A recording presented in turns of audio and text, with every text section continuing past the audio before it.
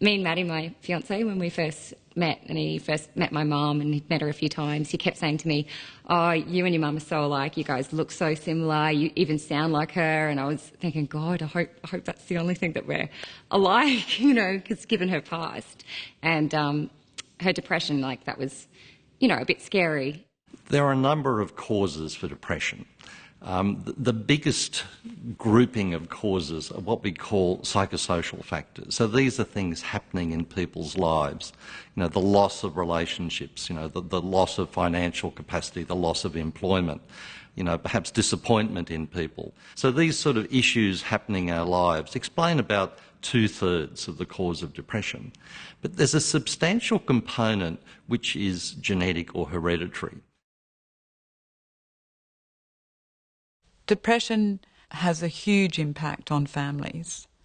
It's a direct impact because the person in the family is suffering and you as a parent or sibling feel drawn into supporting that person and want to support that person.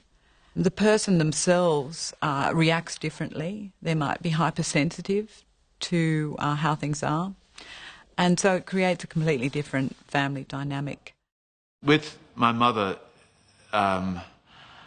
it's difficult to deal with talking about her depression because it's something that, it's like an unfortunate incident you want to sort of put aside and to concentrate on what's positive, on what's coming next, on the projects that we can do rather than what might have been ruined or... And I think we've done as much as we can not to blame her, to hold things against her that she might say at times, and we celebrate positives, I think, is the best way to come through it. I think one of my uncles committed suicide, I think. We're not really allowed to talk about it. Like, I've been fortunate enough in my life to have a family who really do understand my condition. That's because my father is depressed and has bipolar, and he's lived with that condition for a long period of time. So this is a genetic disorder that was passed down to him from his father and his grandfather and his great-grandfather, I believe. So there's a great understanding from my father's side of the family about this illness. We know about 40% of the cause of depression is inherited. So some people, there's this genetic or family tendency that makes us more likely to become depressed. And we know that if you have a family history of depression and you get stressful things happening in your life, big losses, you're more likely to get depressed than someone who doesn't have that family history. But that doesn't necessarily mean that they're necessarily going to develop depression. However, they do have an increased vulnerability. Like they say, it's 喺呢個血統, which means in your bloodline. And so if you have it, then chances are it's in your bloodline, so your family has it. And yeah, and then I guess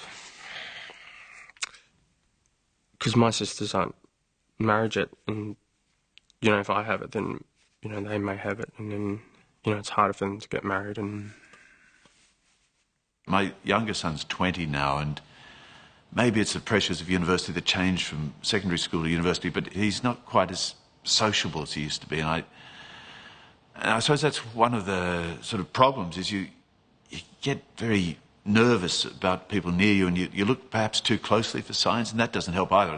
That's why I've avoided talking to them too much about the likelihood of them suffering this.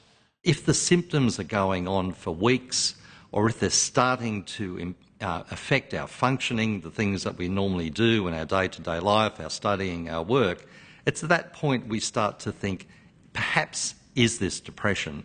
So don't be overly sensitive, don't diagnose or worry that every change in your mood is depression, but if it becomes prolonged and starts to affect you, at that point see a professional to see whether you are in fact experiencing an episode of depression.